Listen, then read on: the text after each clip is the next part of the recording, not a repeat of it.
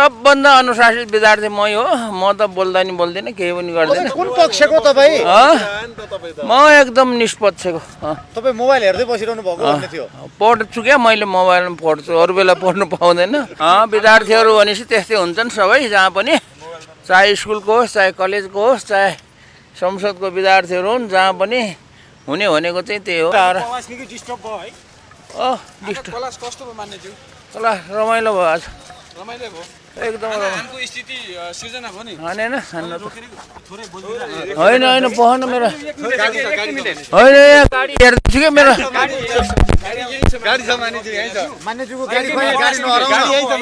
ल ल ल के हो भन्नु? आजको संसदीय आजको संसद तनावपूर्ण अलिक गडबड भयो होइन, त्यही हो, केही त्यस्तो गडबड सामान्य कुरा हो, ठुलो कुरा होइन होइन।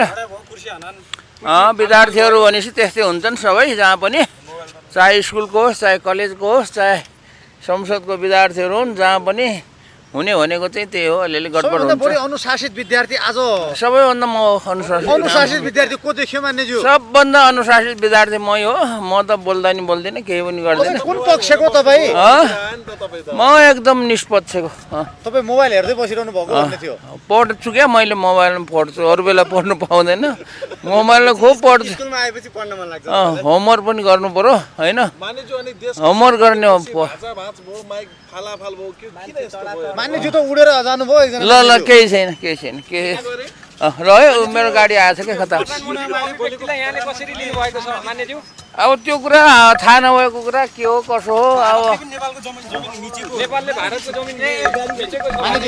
त्यो थाहा छैन क्या, मलाई थाहा नभएको कुरा कसरी बोल्नु हो। प्रधानमन्त्रीज्यूले यहाँ परिवर्तनका लागि आवाज उठाउनु भएको थियो, बजेट टन्न हालिदिनु भएको छ भन्ने छ, के छ मान्यज्यू? त्यसलाई टन्न भन्दैन, 4 अरब भनेको, 4 अरब रुपियाँ भनेको एउटा टिको लाउने बजेट हो। त्यो 1 वर्षमा हुने होइन, बिस्तारै थप्दै जाने हो। 4 अरब भनेको त्यसले चाहिँ केही पनि अनुसन्धान भन्ने त्यति हुँदैन, एउटा सुरुवात चाहिँ हुन्छ।